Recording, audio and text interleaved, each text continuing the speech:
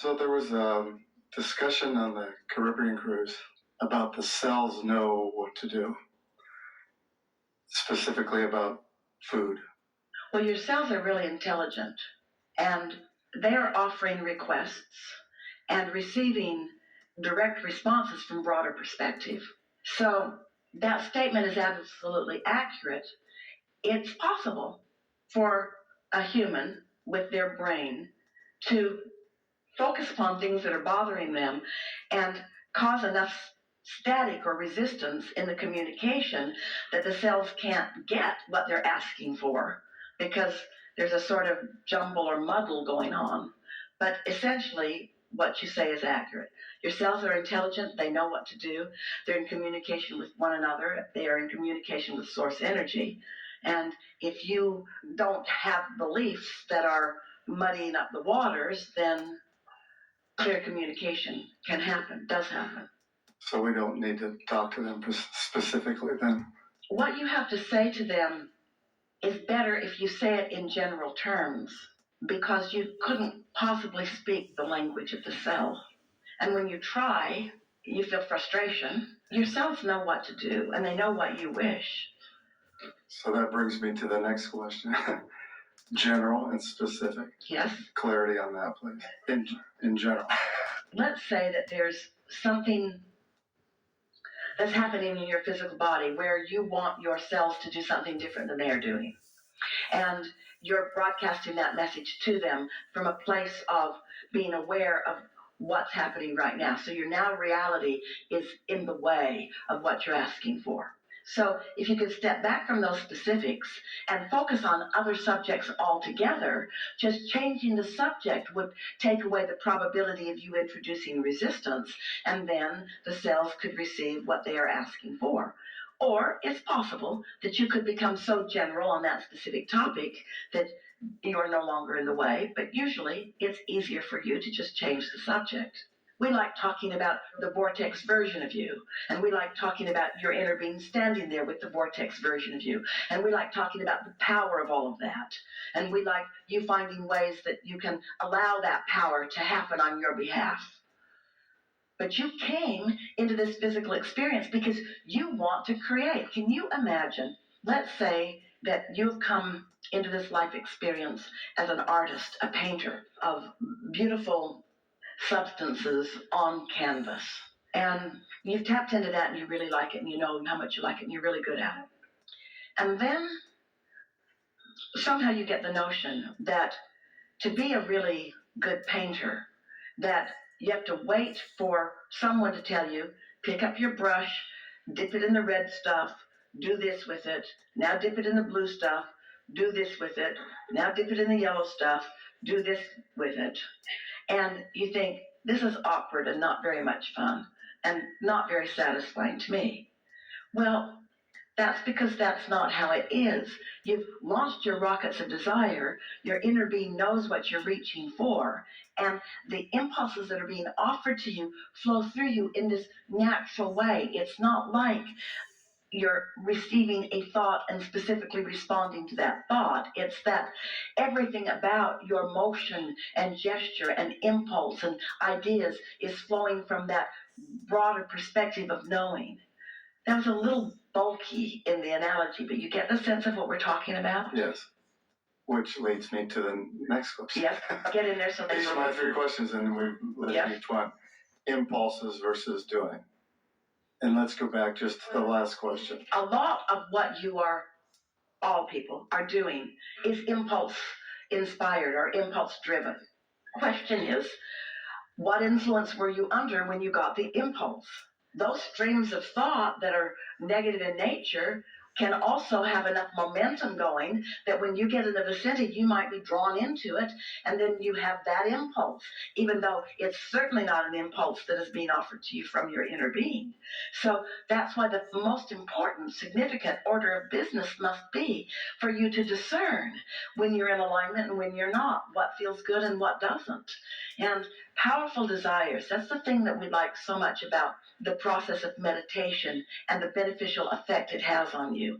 If you take the time to quiet your mind and you are able to release thoughts so that you allow your vibration to rise, and you are aware that a thought is forming in your mind and it feels exciting to you or exhilarating to you when it forms, then you know what the power of that positive influence feels like, you see. And so once you have introduced to yourself the words that Esther finds as we're projecting this idea is, as you identify and choose and isolate and then calibrate to that emotion, then you get so you can tell when you're under the influence of source and when you're not. Oh, that's so helpful. Because when you're under the influence of source, you're on your way to all things that you've been asking for. And when we're not under the influence of source? You might be under the influence of your beliefs about your unworthiness, or under the influence of your beliefs about the demise of society, or you might be under the influence of your belief in evil when there isn't any, or you might be under the influence of a feeling of lack of worthiness, or under the influence of hatred that's being promoted in a sort of mob rule fashion.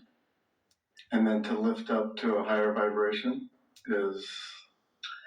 To lift up to a higher vibration is to stop doing that thing you're doing that has caused you a lower vibration. So when we say stop doing that thing, you say, okay, I'm not going to do that thing, but now you're doing that thing. And so you have to find something else to focus upon. Change the subject. We liked your question about general or specific because, and if you've been listening to us for any bit of time at all, you notice that we do that a lot with all of you when we take you back to the basics. You were non-physical energy before you came into this physical body, and the larger part of you still is. And that non-physical part of you is pure positive energy.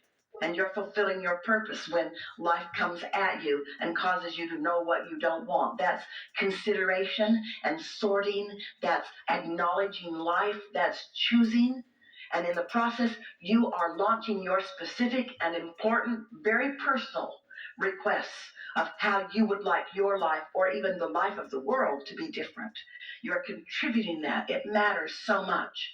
And your inner being, who has hung back from the specifics with a very important reason, because your inner being is non-resistant in nature, receives your request and understands it fully and gives you undivided attention about that. And then the law of attraction responds to that, and cooperative components for this improved life that you have carved out from your important perspective begins to happen. Now, you might not ever reach the place where you can release the problem and allow the solution. You might be so dedicated to suffering and struggle because it's been defined and glorified to you by others that you might not let go of that. And it might be only when you make your transition into non-physical that you experience the delicious release of resistance and the full receiving of all that you've become. We just don't think you should have to croak to do that. We think you should be able to understand the concept, understand the law. There's not a shred of evidence anywhere in this universe to the contrary of what we are speaking about these laws. It is not a difficult thing for you to find evidence about once you know where to look. And more important, once you know how it feels when you find it, you see. It's interesting to us that the biggest struggle that humans have in receiving this information as we're presenting it is that they have trouble accepting that if something feels good to them, it is good.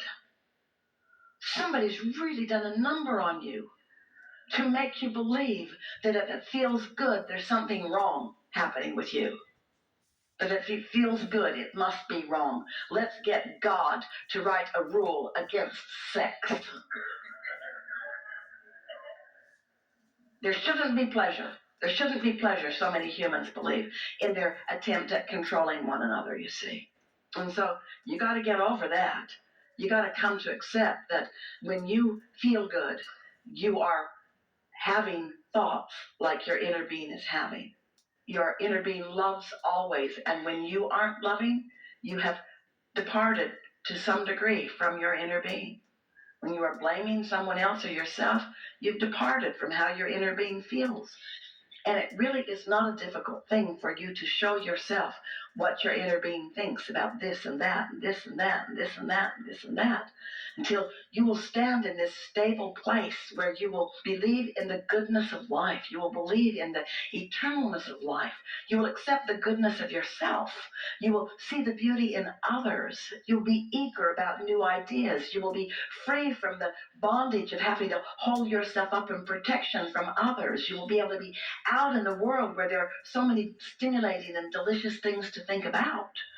There is just no comparison between being under the influence of source and being under the influence of someone or something that's pinched off from that. It's not even a close call at all. Hate feels extremely different from love. And guilt feels entirely different from self-awareness of value and worthiness. They're such different feelings, you see. But you got to play with it some way. You've got to identify it and isolate it and then calibrate your thoughts to it in order to live happily ever after like you intended to. I love the calibration part. We talked about that in Amsterdam. That was great. No one said to you before you made your decision to come into this physical experience, well, just get down there. Just get down there and bang around, and hopefully it will turn out all right. There's no way of knowing.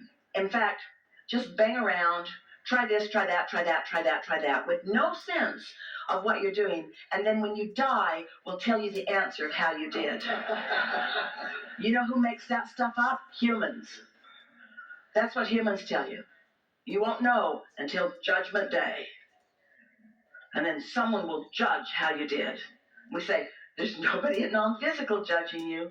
All that's happening in the physical experience by those who are not loving.